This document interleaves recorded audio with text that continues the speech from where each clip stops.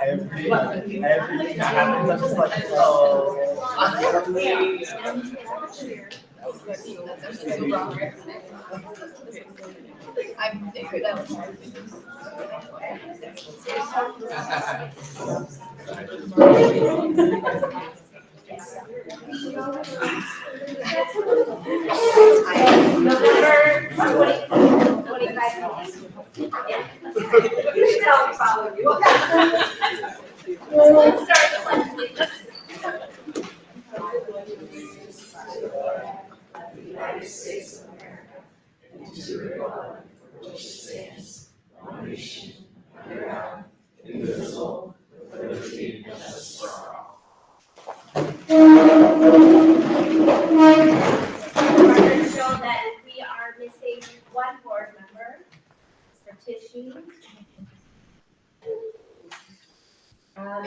If you would like to speak during public expression, please sign in at the welcome table, and please limit your expression to 3 minutes. Thank you.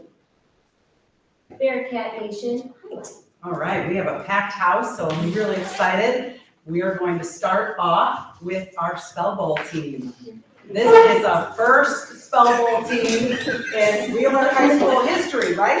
I think so. I think so. We're big Stars people bash. Yes, yeah, we're really excited. So last year, at the end of last year, I had a few kids that came and asked if we would start a Spell Bowl team again. And I can't say no to the class of 2026 apparently, because here we are.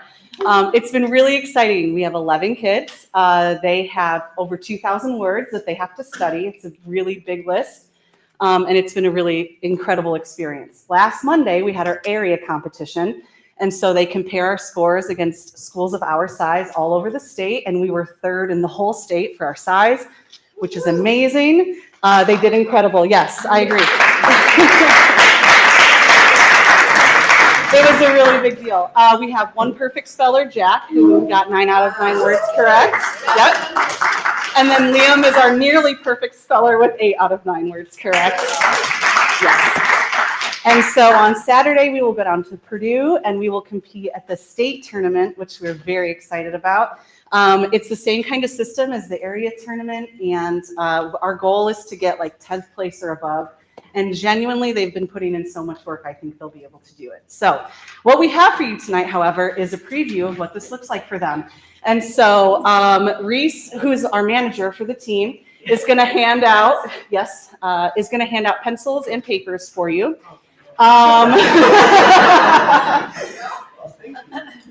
When they do this at competition, Unlike a spelling bee, they don't spell out loud.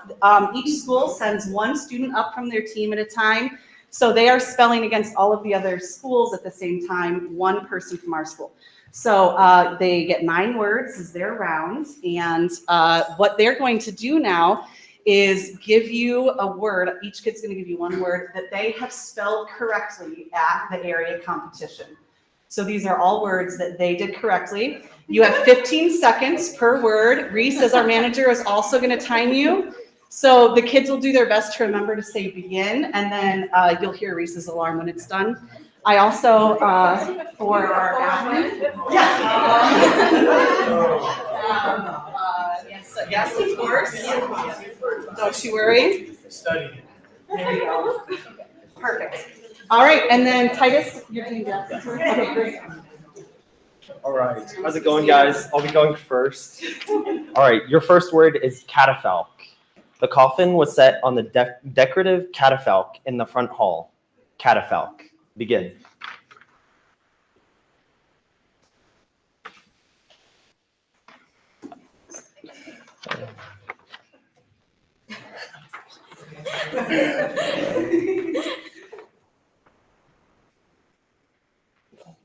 Time. All right, you guys ready? Lowercase c, a, t, a, f, a, l, q, u, e. Anybody? Anybody?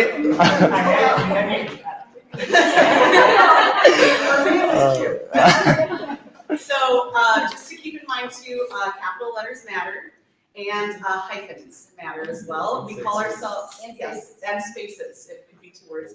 And then we ask that you raise your hand if you got the word correctly. Yeah. Okay, I have one more word for you guys. The word is wheel.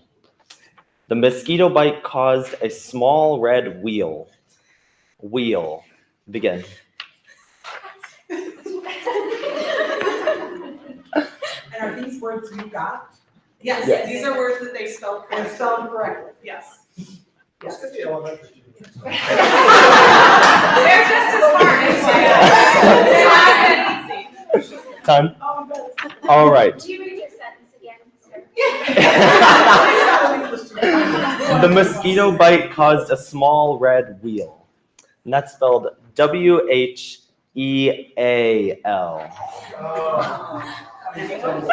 All right. Anybody? Anybody? Oh. All right. Oh, I keep tripping over that. All right, your next word is Oligocene. The first saber-toothed cats emerged during the Oligocene epoch.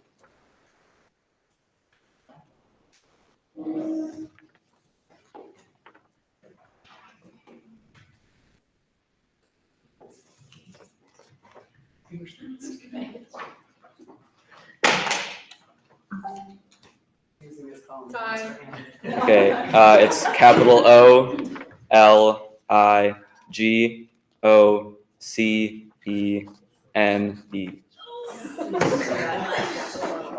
Did you get it? Me too. Except for those letters wrong. Okay. They did, they're giving you their own The words. words that they got. I know. Did they Oh, give you- you- Yeah, you got that word. Yes. Yeah, each of us got these words and we got them right. Okay. Okay, the word I have for you is suzerain. The Grand Khan was the Lord Paramount, or suzerain, of the Russian princes, and he had the force required for making his authority respected. Suzerain. Begin.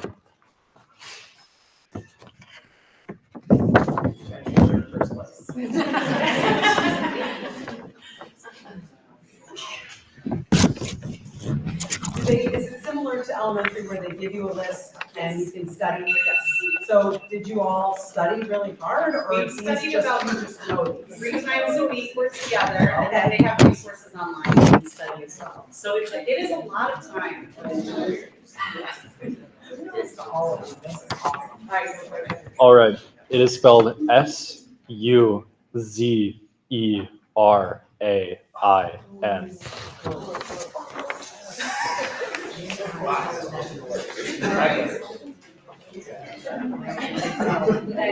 All right. Your next word is ctenophore. The diver observed a beautiful rainbow-colored ctenophore drifting through the water column. Ctenophore. Begin.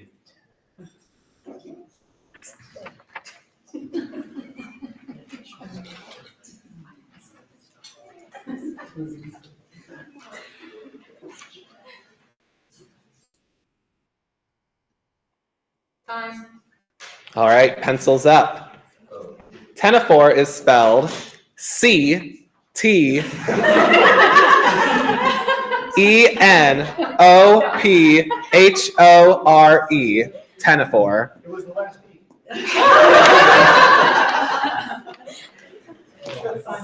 Yeah. Okay. Your next word is papillote.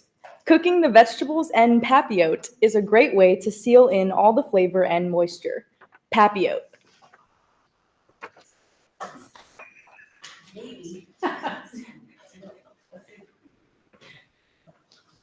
Do they taste good?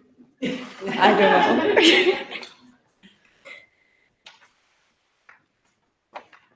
Time. Alrighty. The correct spelling of papillote is P-A-P-I-L-L-O-T-E.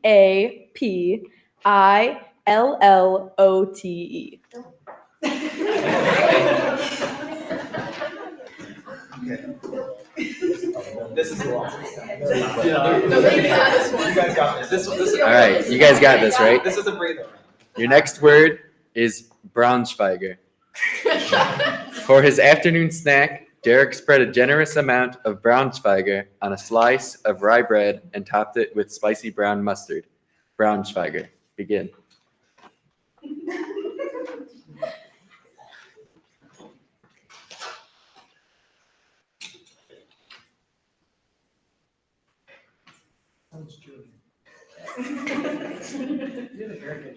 Time.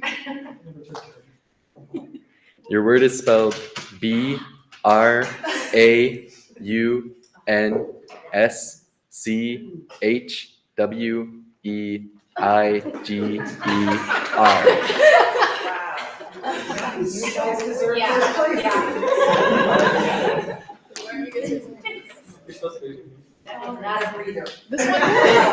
This one might be a little more kind than that one. Off the cuff. Being off the cuff and willing at all times to say crazy things is hard to do. Off the cuff. Begin.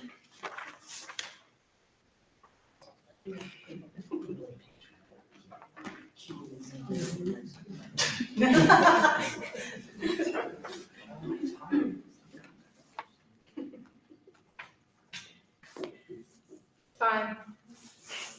Your word is spelled O-F-F hyphen T-H-E hyphen C-U-F-F.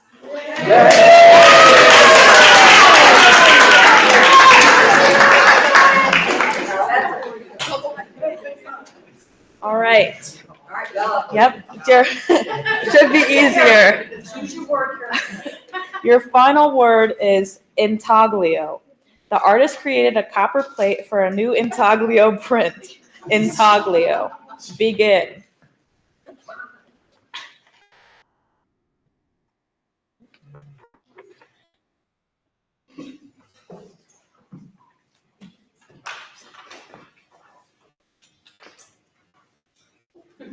Time. All right. Intaglio is spelled I-N-T-A-G-L-I-O.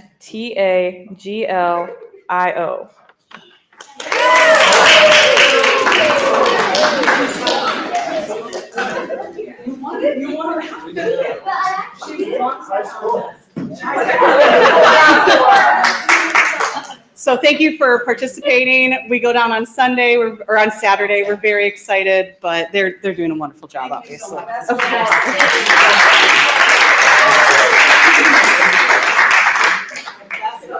We are so excited to hear the results. Seems like you are very prepared. They are very prepared. Come back and quiz us with it. Yeah. We need the second first. Okay. Yes, we will. All right. I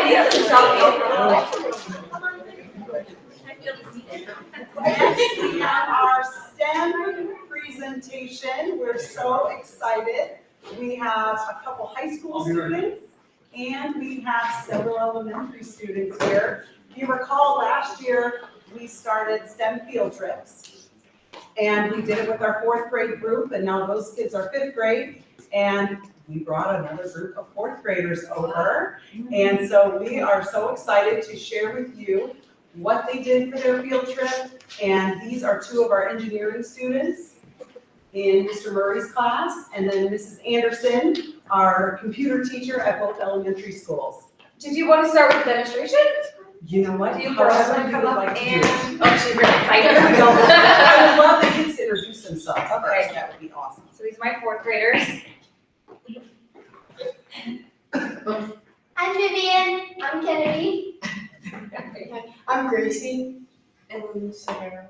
All right. So they worked very hard on these Veterans Day projects, and we displayed them in the cafeteria during the program.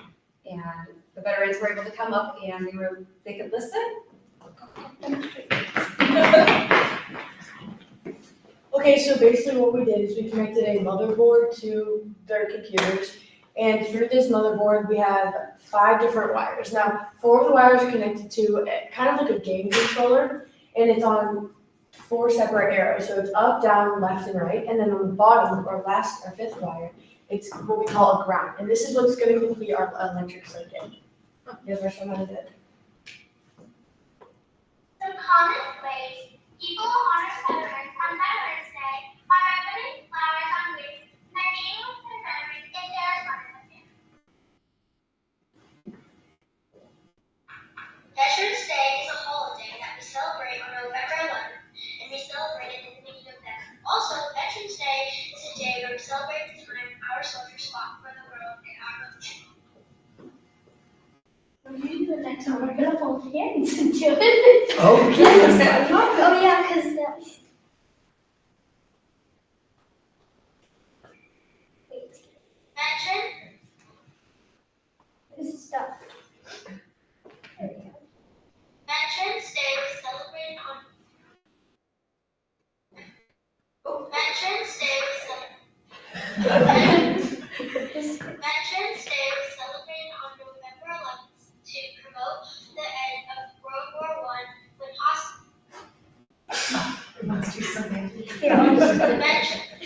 Veterans Day was celebrated on November 11th to promote the end of World War I when hostiles ceased at the 11th hour of the 11th day of the 11th month in 1918.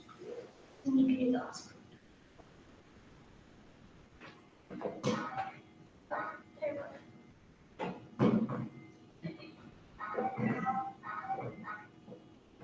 What is wrong with that? Did it come undone? Maybe it came undone. Maybe. Oh, yep. Okay, now. The types of jobs people do in the military are the Army, Navy, Air Force, Space Force, Marine Corps, and the Coast Guard. Awesome.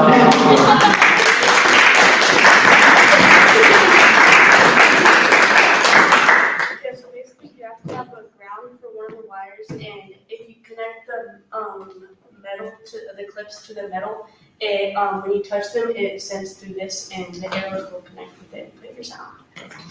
So as long as someone, or out of them too, as long as someone is touching their ground, they can hold hands and say she pressed the ground, and I can press a button and it will work because they're all connected to the electric circuit.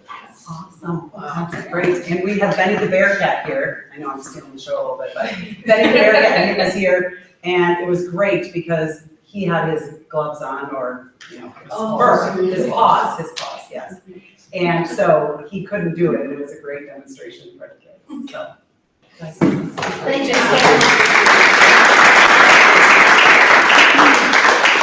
All right, so the goal was to help students understand this tool. So Makey Makey is an invention kit that turns everyday objects into touchpads using simple circuits and computer code. So they could take things like a banana. One time we came back to school and I happened to have a banana in my lunch. I was like, let's use this. And we plugged it in and they were able to tap it. And they could play because there's different games on this website that they can utilize, and they could play games with a banana. So it teaches students about circuits, connectivity, and creative problem solving. So how does it incorporate them? So there's science, the connectivity and the energy flow, which they demonstrated, technology, coding and input, output of devices, the engineering, designing interactive displays, and mathematics, which is logical thinking, testing, and troubleshooting. Like they just demonstrated, they had to figure out what was going on. It was unplugged. It got disconnected. So students become engineers, programmers, and designers all at once. So the STEM collaboration across grade levels this year are making a project focused on honoring veterans. So our 4th grade students visited the high school to work with the STEM and computer students. The high school mentors taught them how to connect the circuits and how to record the facts of military branches and stories about loved ones who served, which was great. It was nice because every project was different.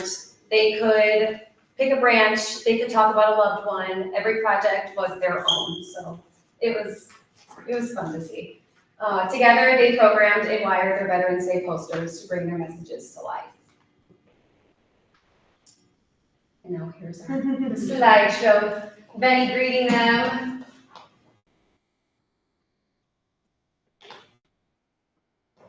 And I have to say, this group of high schoolers, they were fantastic. They were fantastic. They had a great time. And here you can see that they were actually playing games. This wasn't their interactive poster, and they were having such a good time playing different games. I believe one group actually they hooked up Geometry Dash, which really interested the students because that wasn't even on the website, but they were able to code it and figure out how to do that game. And here you can see them connecting the circuits with their bodies.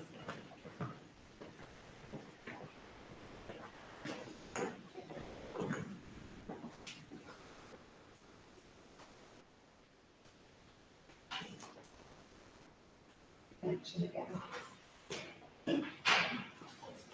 It was a great time. They had fun. So here was a display at one of the Veterans Day programs. This was at John Simonovich. And why does it matter? So this builds 21st century skills. It builds creativity, communication, problem solving.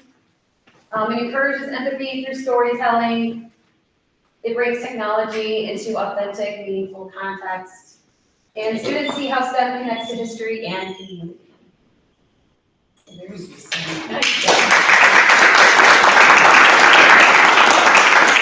Anderson has just done a wonderful job, and this year we're so lucky. Last year we just brought 1 grade level over. This year we're bringing our 3rd grade students over right before Thanksgiving. So that'll be 2 weeks. They have been asking, what's our future, what's our future? I love it. It's coming. It's awesome. And all of these kits, including 3D printers and a lot of other things that we've been able to get, have been awarded through the STEM grant that we were awarded last year. And actually, I've got it in my works. But you know how they've had science fairs? Do they have anything similar to that for like STEM? Oh, absolutely. I mean, you could definitely do a science Just a fair, showcase. incorporate all that and have a showcase like Yeah, that. that's why I wanted to do it. I wanted them to showcase their work, at least some of them for Veterans Day. Right. That way they can see, they work so hard on these. So we wanted to showcase some of their work. And then Mrs. Anderson also we had a reading night, and she did Peace and Cat, where they were doing music. Yes. So she had it set up so that way all ages. So she's incorporating it in a lot of different. I had it set up for, it was reading the Pete the Cat story as well. So when they would press the buttons, you could hear the story being read to them. So they got a great job. Thank you so much, Ms. Johnson.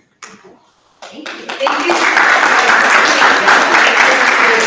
Parents and kids, thank you so much. You guys did a fantastic job working together. You even showed how you could hold hands. I loved it. Improv, you guys spoke very well. Great job. Thank you very much for coming.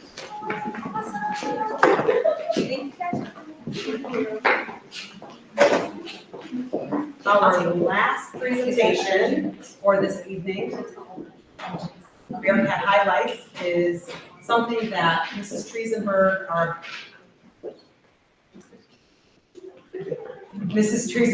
have brought to me last year on the heels of the new legislation for AEDs and cardiac response.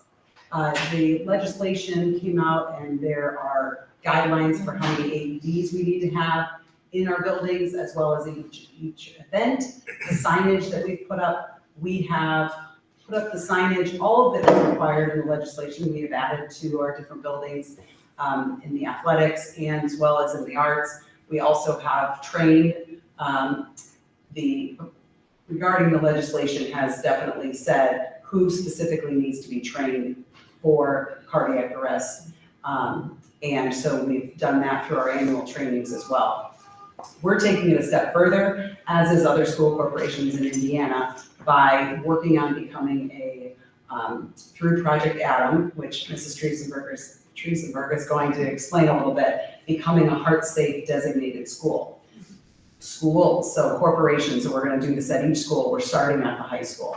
So Mrs. Triesenberg brought this to me last year, and we started working on it. And then this year, we started to set timelines and goals to get it done. So it involves the next step to be prepared should a cardiac arrest occur. So Mrs. Triesenberg. Okay.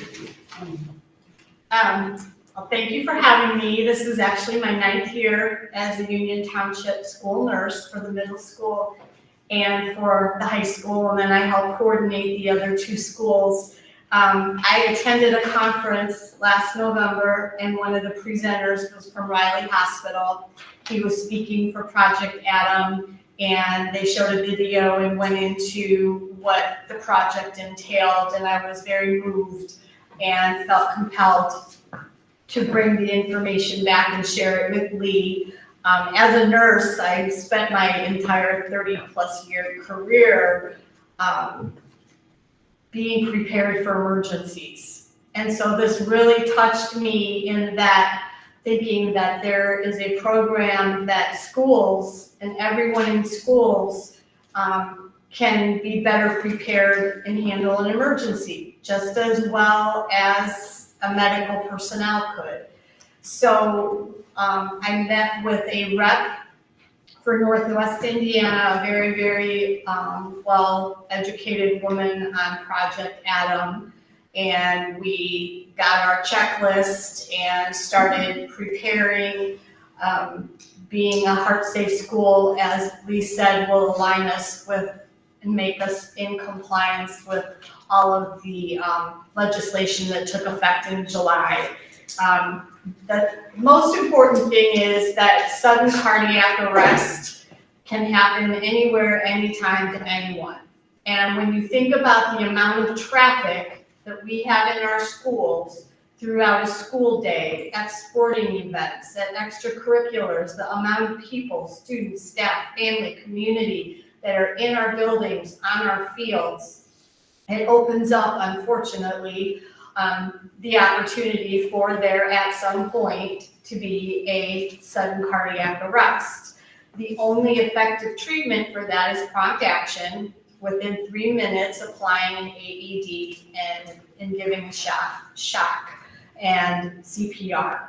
Those are things that anyone can do.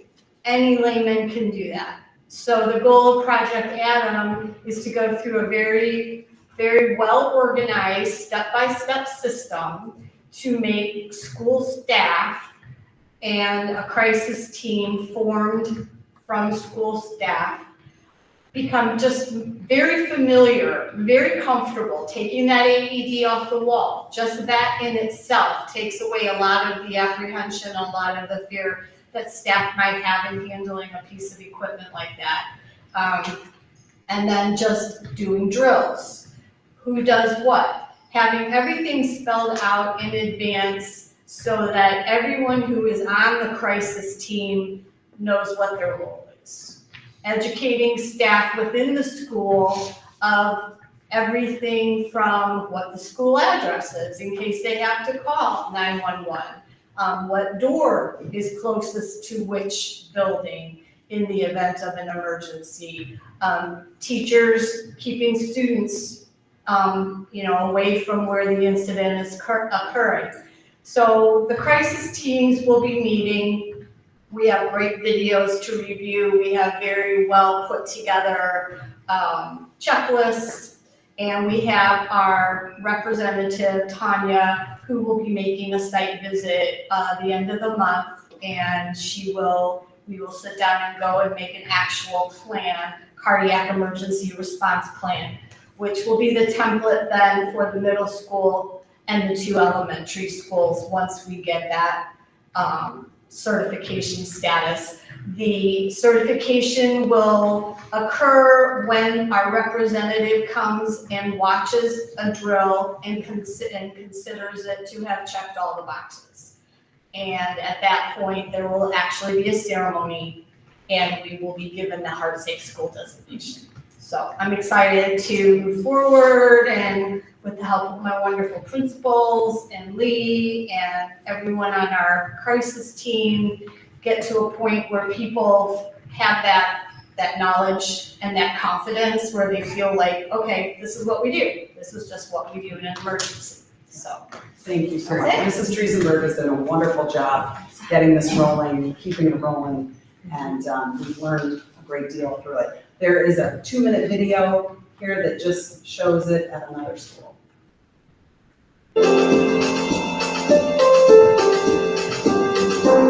We first heard about Project Adam through a parent of a student that had some complex medical needs, and they brought this checklist from the Project Adam website and said, how many of these things does our school district have? And we really looked at them and said, wow, we really need to build a program that supports a lot of these things. So that's really how we got started in the process, and it kind of steamrolled from there into what is now our Heart Safe designation for our entire district. Well, we really liked having that checklist because it's very well organized and it's got specific enough information in there for us to work from it. So that's exactly what we started with. And it also gave us a structure to go back to administration, to meetings that we needed to have to move this project along, that they knew specifically to what we needed to get done in order to become designated. Having been involved in 2 districts now that have engaged in the Heart Safe designation, certainly the logistical and fiscal planning is essential in really being able to fund the project, as well as just minimize the amount of time that's taken away from the school day. With that planning, it really is a minimal amount of time for the drills, for the training, things of that nature.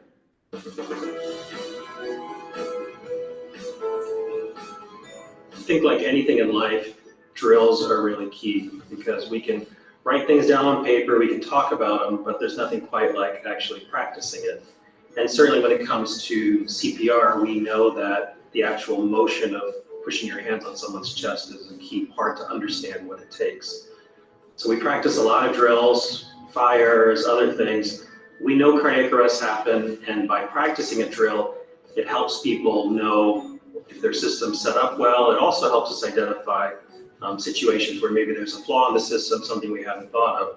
You'd rather figure that out with the drill than in the actual situation. The amount of equipment that they need to run it.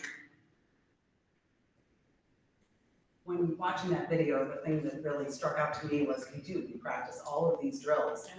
This is not required in the legislation, but we want to take this to the next level and practice these drills. So we are excited that we will be, by the end of the year, the goal is for all of our schools to be Heart Safe School designated. Thank you very much for your leadership. Thank you. Thank you.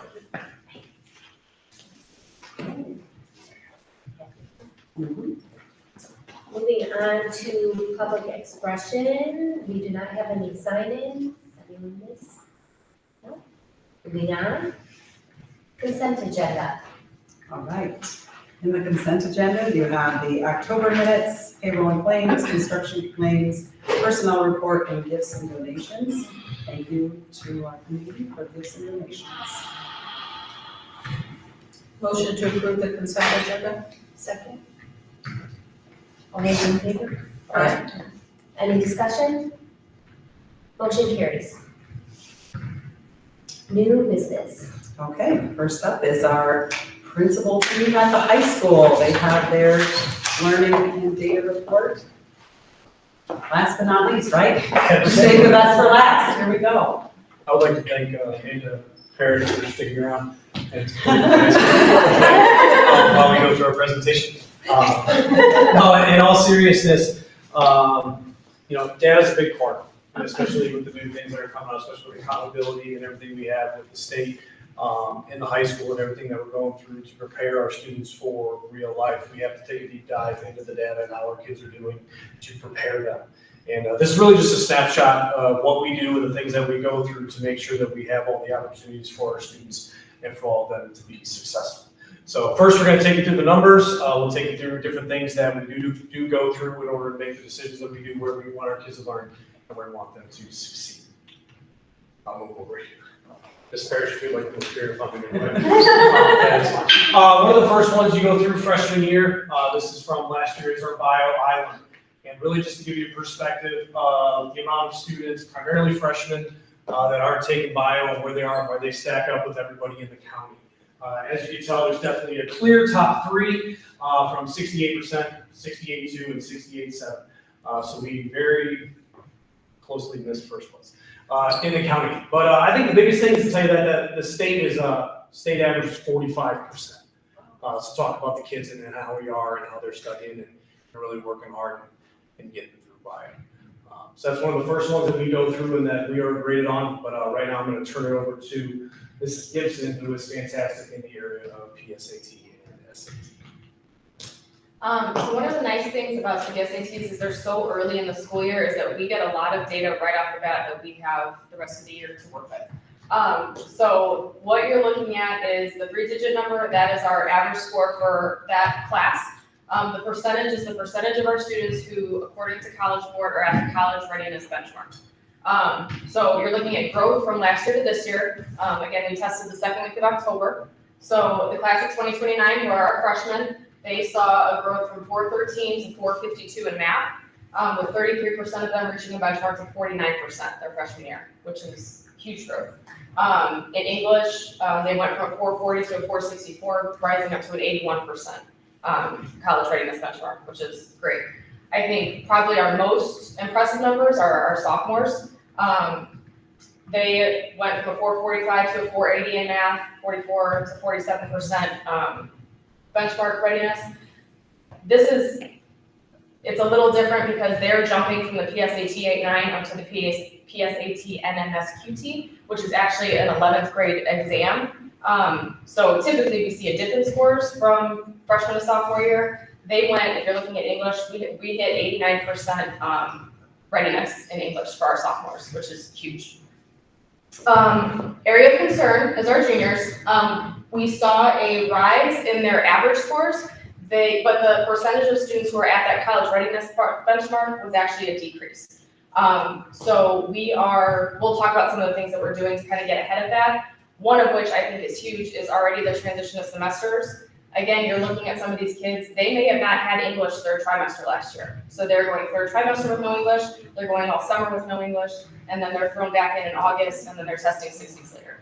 So I'm hoping that we're kind of ahead of this, but that's the group we really want to focus on because they are also our kids who are SAT testing in March as well. Did you see that same trend with other schools as well, where that junior class that is in a semester, is this similar to other schools, or are we kind of an outlier? We're not necessarily an outlier with a decrease. Even with this, we're still above the readiness benchmark for the rest of the state. Yeah, I think the state average in math is 31%. Yeah, so. It's different when you look at the percentages, and that's the thing that I'm really trying really hard. Our math team is struggling really hard, seeing 33%. How is that okay? But when you talk about benchmarks and readiness and how they get through in the test, that's the most biggest. Right? Yep. So then jumping forward, so this is our juniors SAT scores. They test in March, so these are our current seniors. This data is from last March when they tested. Again, our juniors test in March, so it'll re-up this spring. Math looked great. Again, our math team, they're seeing 39.3% kids are reaching the benchmark, and they're like, that's terrible. We're like, no, it's really not. We were the first in Porter County. Again, when you're looking at the state, we're 34th in the state, comparing with some of the other schools in the county, we're way ahead. And then English, again, some of the things we talked about with them missing potentially a trimester plus a summer of English. We were still at almost 61% reaching that benchmark, 5th in Porter County, 91st in the state. So again, we'll talk about some of the steps we're taking to kind of reach those kids and target those kids and what we're doing in a second. So really here, when you talk about action steps, you talk about data, it's all great, but what do you do with it? What are we doing with it? As we move forward, even as I came into this role and brought Amanda along with all of her expertise in data and curriculum and development, it's not too often that you come into a staff that wants more meetings, they want more time, they want more development of what we can do. So one of the things that we implemented with the help of Mrs. Barnes and Mr. Cock, I'm sorry, is weekly PLC meetings, and we took it a little bit further. So every Wednesday, we're in here at 7 a.m. for half an hour, but then we took it, and we go every Friday for an hour. We actually call it buyout, whatever you want to call it, but we give them a lunch and a resource off because we want them for a lunch and a resource earlier. So we take all the kids in the auditorium, have them work on things while teachers do their own, but then they're ours on Friday.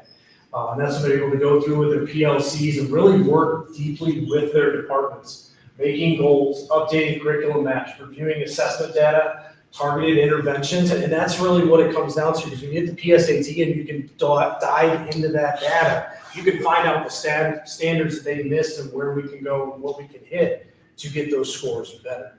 Do you want to dive in a little bit deeper on the PSAT and kind of where we go and what we need to find just with those? We can. We have and our teachers have the access to go in and look at a student's score, the growth from last year to this year, whether they hit the benchmarks last year, whether they hit the benchmarks this year, and we can even go a step further, and we're training our teachers on how to do this, but they can go in and see which standards our kids were low on. So we know that student A needs work on quadratic equations and math. And so we are able to take that student and say, during the resource time or math lab or whatever time they have, and say, look, this is where you're at, this is where you need to be, this is what we need to work on, and we know that.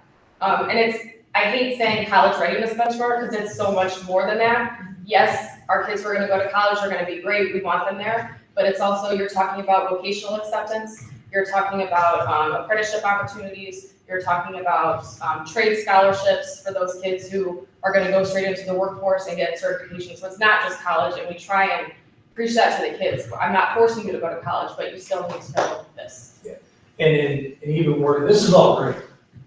And we can get the teachers together, we can get them to work together and have goals and have everything okay, but it comes down to the kids. How are you teaching the kids? How are we making things better in our practices to go to success? One of the biggest things that I'm proud of that Mrs. Gibson and Mrs. Leslie LaRue came up with is that we do have our monthly MTSS meetings, and those are just our intervention programs. We're able to actually, keep saying label kids, but and find these kids and find out what they need in certain areas. So they were able to come up, and every student has a student snapshot in our database. So we can go in per team, because we have teams for each level. They can highlight a kid and see what tier they're in. Tier 1 is no intervention. Tier 2 is more of a group intervention. Tier 3 is more of an intense one-on-one. We need help this kid right now. How do we do it? And one of the biggest things in my philosophy being here at Wheeler, being with the community, is that we have somebody for everybody. So this helps us take a snapshot of any kid in our building, and they have it. And I say, okay, what tier 2 strategies have we tried? Okay, we've thrown them in English, science, and math labs. Okay, what's another one? Case management with counseling, admin, attendance, success plan. They've had an attendance problem. Okay, you go down even further. Who is their person? Who has had success with this student? How can I get there? So they can have a click and they can update this in real time when they go through and they have their MTS meetings and the standards they've hit to help them see success and then have a better product towards the end of their high school. So that's one of the things I'm really proud of, to really mainstream that and to go through. So that's also with our NTS monthly check-ins through the time that we've gone through with our tier interventions through math, science, writing labs, hitting the standards that we've identified through the PSAT to give them the skills they need to be successful. Another shout out as well to Leslie LaRue and Natalie Mills, because as much as they love hearing us talk, we let our teachers talk too. Natalie Mills did a fantastic job of actually going on her own and finding what makes the best recommendation letters that teachers can write for our students through the best colleges in the country. And she did that, gave a huge presentation, what we can do, what we can look for, made a Google link with everything and find all of it. Leslie has been huge in MTSS. We had a meeting this morning and did that as well. Kind of another bragging point, just talking about our AP scores. AP scores are great. AP Calc 1, AP Calc 2, AP Chem. 4.4 and 4.5. State average was a 3.2, 3.8, and a 3.3 for the state average. So seeing those kids, seeing all these numbers in the five, it's basically like the best score you can get. All right. So you're talking 11, 5, 7. Our highest percentages are in the 5s.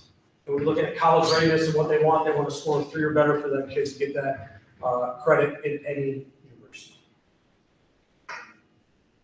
One of the things we're really proud of our kids is they take the term student athlete very seriously. They are students first, they are athletes second, and they know that. So we were just kind of curious as to what our average GPAs were, and this is just fall sports.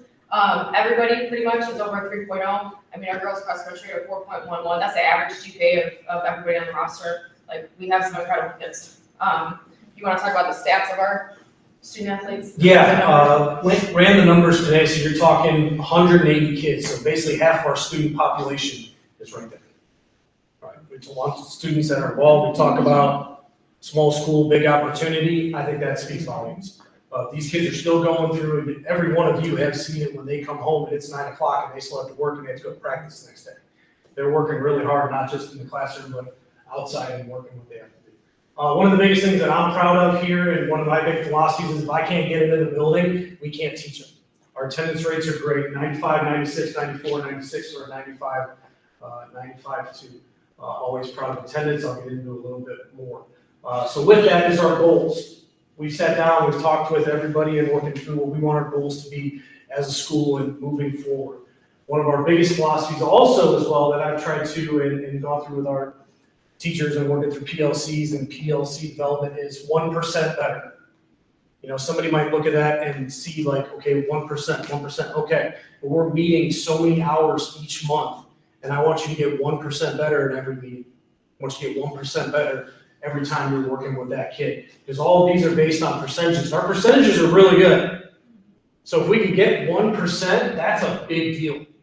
So if you start working forward, so we set it at 65, yeah, currently 64, okay, 50 with math, you know, that's where we want to go up. But both of those just improving that much and the percentages that we're putting in, that'll put us the top 10% of the state. And those are the goals that we're looking at. 98% graduation rate, of course. Maintain that we have the best attendance in Porter County the last 3 years running. We are currently 95.8. What they model it on is 74% model attendee rate. And for some of you that don't get it, use that as an excuse.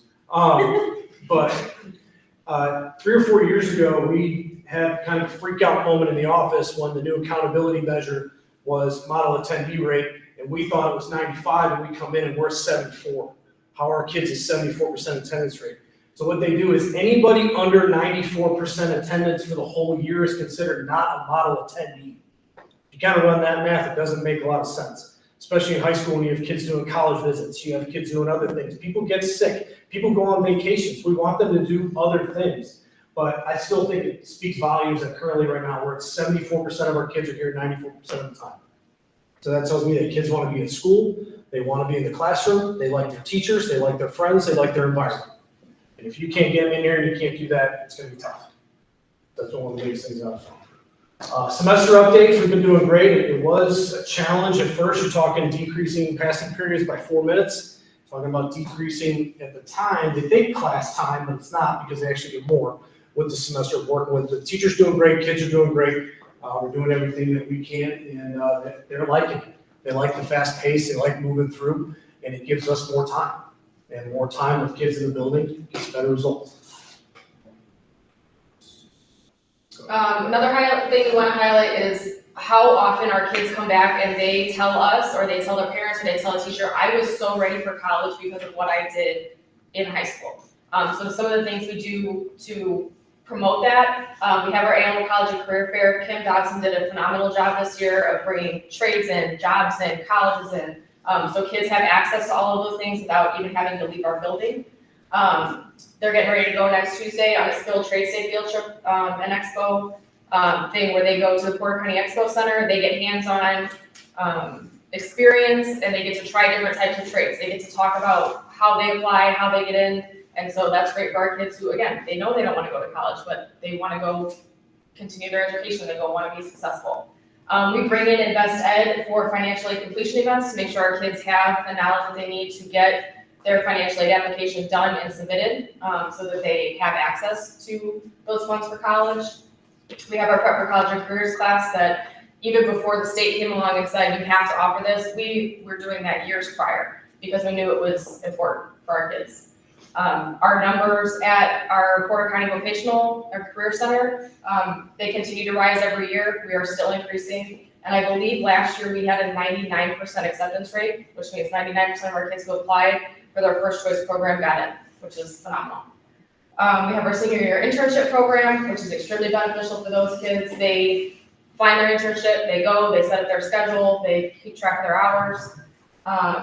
We also bring in PNW, IUN, and IB Tech for instant decision days, where kids can apply on site, the application fee is waived, and they get a decision right there. So they get to go home and tell mom, I got accepted to college today. Again, one of the benefits of being so small, our kids meet individually with their counselors at least a few times a year. We're able to call those kids in for individual meetings all the time. Our career discovery meetings with IB Tech, where they kind of just go over some other things that our kids may not know, opportunities they may not know that they have. And then there's also a youth healthcare career expo through Victory for Kids that our kids have gone to. So many opportunities in the healthcare field that our kids had no idea were even there. So a lot of opportunities for our kids to kind of get a view of what's out there before they actually are in the real world. One of the big things that, I'm here with the kids, we're in the hallways with them every day, is celebrating their success. One of the things that we do pride on with Amanda and I is that I can tell who the kid is just by the way they walk down the hallway. Some of the stuff that we've done, and Amanda's done a fantastic job with staff nominating staff for staff of the month.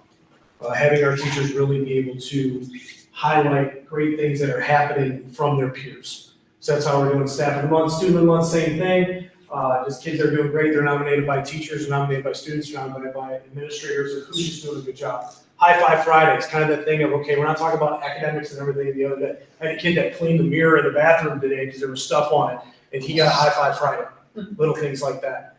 Just make you feel wanted, and we don't tell them we nominated us, so they have to go around the school and figure it out. Last week we just did an ice cream party. Why? Because we had great attendance, we had great PSAT scores, and they're taking pride in their keeping the school clean. So we got big gallons of ice cream we give to every kid at lunch to go through, just so they feel wanted. Some of the stuff that I've been going through, I've been bugged by a group of senior girls that have been wanting to do more things, and it's great. They've been wanting something just to ask. Like, I think the one thing they wanted to start at the beginning is, okay, we want to paint our spots. Okay, well, typically we wait till we get resealed and whatever we have to do. And then they asked one, and I told them that, and they kind of just walked away. Then I got another one, they walked away, and then they sent my neighbor from 2 doors down, Sandy Bolin. I call her the closer. She came in with a proposal and a plan, and this is how it's going to work. And I couldn't tell her no. So they got to paint their parking spots. It was great. Another one also, why do we have winter formal? And I said, I don't know. Why do we not have winter formal? And she's like, well, we would like to have one. And I said, well, if you would like to have one and you would like to plan one, I would love to have one too. And my daughter was also part of that. And so now we have a winter formal, which is great. We have great kids. They do great things. They need to be rewarded with fun opportunities. And that's why we just got a student led. We want them to do that. We got a ping pong club that started up. We got the game club started up. Little things you guys don't see every day. These kids just want to do, and we provide opportunities for them. And a lot of teachers taking time out of their day to make it happen. So that's why we're here, celebrating kids. Thank you very much. You guys did a wonderful job. We have later in our agenda just a little bit about the accountability measure and where we're at, and that student snapshot is going to be key for that. and just supporting and making sure that we are tracking where every kid is so we can provide the support they need. The RTI is response to instruction, and that tier that they were referring to, tier 1, the model is that tier 1 is the support that all students get, and then it's a triangle. So then the second tier are students that are, the supports increase as you go up, and then the less students get those. So that's the tier 1, 2, 3 that they're referring to. So definitely following our pillars that we've set as an admin team at the high school. They've really taken on those and pushing and modeling and encouraging. So thank you very much. It strikes me, having recalled the prior conversations and presentations that you've done, Lee, on the pathways. And I'm kind of bringing it back full circle, and I don't think we're acknowledging and giving, I'll say you guys aren't giving yourself enough credit, because I'm sitting there and I'm listening to this and I'm reflecting on how well-rounded it is in bringing us back to not just, and I heard you say, this isn't just about SATs. Some kids aren't going to college. Some are going into the trades, some are going into the military, and it strikes me because I'm comparing what I'm seeing from other schools, and I don't see that well-roundedness. And what I don't see that I think we're now starting to take for granted is, and even the presentations tonight, you're doing such a phenomenal job of bringing this and pushing this into the younger kids that by the time they get up into the middle school and the high school, this is like second nature to them. STEM at 3rd grade? Yeah. That's unbelievable. And I think we should take credit for the culture that's being created around all of this. This isn't just a one and done. This isn't just about college bound. This is well beyond that. And I keep reminding myself of that when I'm looking at some of the other schools and listening to some of the national concerns about the lack of people going into trades. It's going to be a huge problem. We're already doing stuff about that. So, kudos to you guys in setting that culture, really, that's getting to all grade levels. This isn't just at the high school. You're bringing it through all grades. And it really is wonderful when you see it, and I have PD Day to talk about too, but our teachers are diving in. It's a whole collective approach to say, okay, here's the new diploma requirements, here's the new accountability requirements, here's what we're all moving in the same direction with. It really, good job. Great. So thank you very much. Okay, now some really interesting stuff. Now we need board permission to advertise temporary loan warrants and resolution. So this is a process we do each year to allow us to meet payroll in case of a delay in state tuition support. We pay these off annually in December and reissue in January. Motion to approve the temporary loan warrant resolution. Second. All those in favor? Aye. Any discussion? Motion carries. Moving on to motor fuel budgeting program resolution. This is also a program that we utilize each year. This helps us keep a consistent cost on our fuel purchases for our buses and our SPVs. This agreement gives us better buying power as a small district and sets caps that we can pay. It protects us from the market changing. Have a motion to approve? Motion to approve. Second. Any discussion? All those in favor? Aye. Motion carries. I'm sorry. 26, 27, 27, 28 calendars. Okay, so the calendars are very similar to in years past. We did add an early release day before winter break. Typically, that's a day for parties. It's already a day that our high schoolers have half day because of exams, and that gave back the teachers 184 days to what was a couple years ago. And so that was the biggest change. The one thing I'll point out on the calendars is it actually says half day early release. We're going to change it just to say early release. By the time the kids get home, I don't want parents confused because it's truly not a half day. And it'll be a half day early release for our teachers too. There's a motion to approve the calendars. So moved. Second. All those in favor? Aye. Any discussion? Motion carries. Select design builder.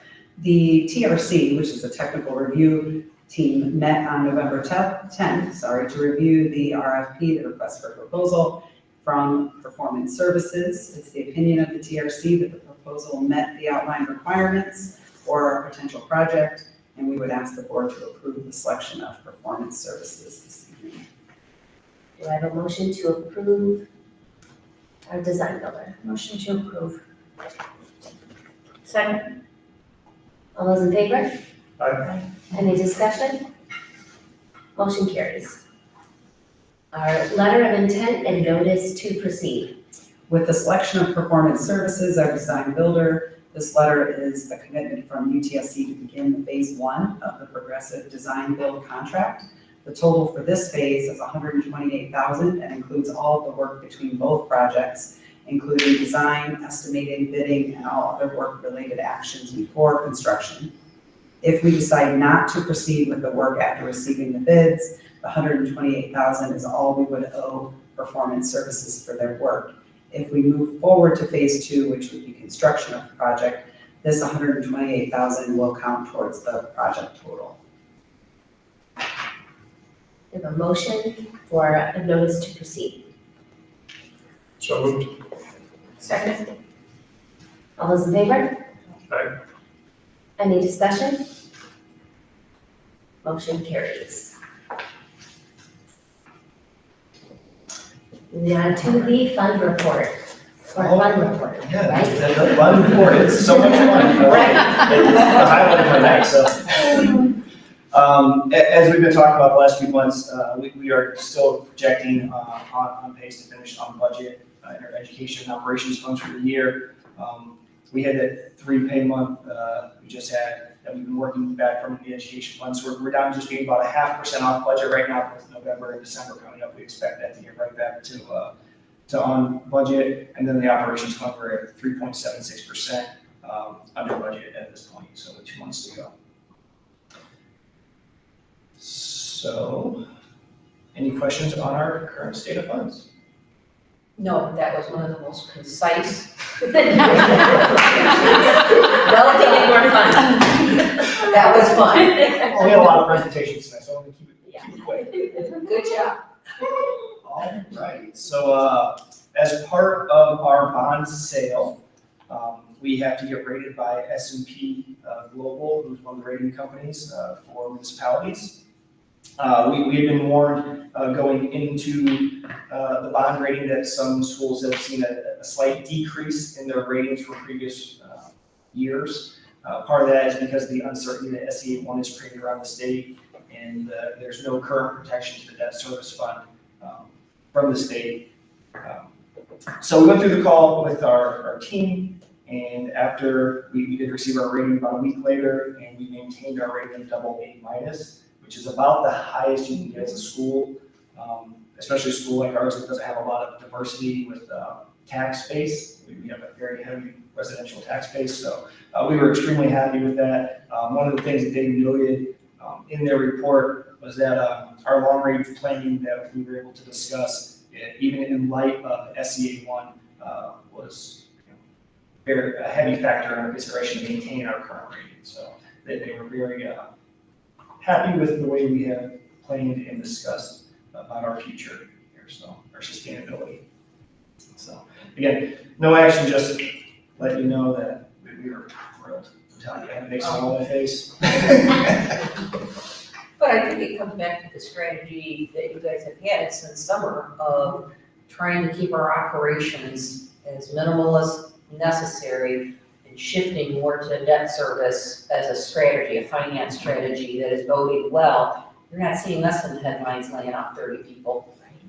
No. So good job to you guys to foresee this and to plan ahead. That's the kind of stuff that maintains that kind of bond rating. So take some credit for that. They look for stability, so. Yeah, well, they look for stability, but they're also looking to ensure that you understand what your future looks like and how to plan for it. And that's what you've done. Absolutely, thank you. Superintendent Communication. Okay, the first is, as you'll see in your board packet, this is the second draft of the accountability model. This, if you remember, they came up with Graduates Prepared to Succeed GPS website. There's definitely been some learning curves of data. I would not encourage you to go look at the data. It's not up to date. They promise it will eventually be, but it's fancy. It looks great. And then they came up with our diploma requirements and what that changes, all based on GPS. And now we're going to have the new accountability. That is said from statute that it will be approved at their December board meeting.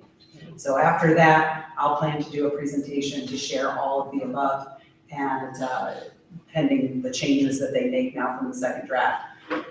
I will tell you that I have been working with our principal team. They are on it. We are watching webinars. We're taking advantage of everything we can to learn from experts in this, other high school principals, other elementary principals, other curriculum people at the state level, to talk about what this impact would mean. There is impact to schedule changes, and likely our counselors and our principals will have to consider that. There is changes to what's required of our freshmen. They're modeling the scoring very similar to iLearn. So it's above proficiency, meets proficiency, at proficiency, or I'm sorry, meets proficiency, below proficiency. And that's how we will be graded as a corporation at each school level as well. So unfortunately, we're finding out about all of this now, and what they're letting us know is that we're going to still get a grade in June or at the end of this year. Or this year. Plus that. They're bringing it back. This will be the new model. Now, it'll be interesting to see if they actually, did they say they're going to give us an A through F, or are they just going to say above proficiency? No, A through F, yes. So each standard in this will then get its standard level, so meets proficient or above proficiency, and then they'll total it and get your percentage, and then, yes, you're right, 90 to 100 A, 80 to 90 B, and so on. So we are, next step, we're going to be meeting, bringing all our notes together, really collaborating and having an action plan in each school of what we can address now, what we can work on addressing for next year, and then from there, we'll be talking to our teachers next, because there are a lot of people in the education world right now that don't see or are aware of the impact of this. So I feel like we're off in a good direction by how much our principals have done to really dive in and learn. Next, Professional Development Day. That was on Election Day. We focused on our pillars, just like Ryan and Amanda spoke to: MTSS, curriculum maps, highly effective teaching methods, our PLCs, and then belonging and connection with our students. These have been the guiding pillars that we started the year with. And again, all of our schools are moving in that direction. So it was a great day. We offered a survey to teachers, and overall feedback that came back was very positive. So we're excited about that. STEM grant, I added that to the agenda today. We were awarded the STEM grant again.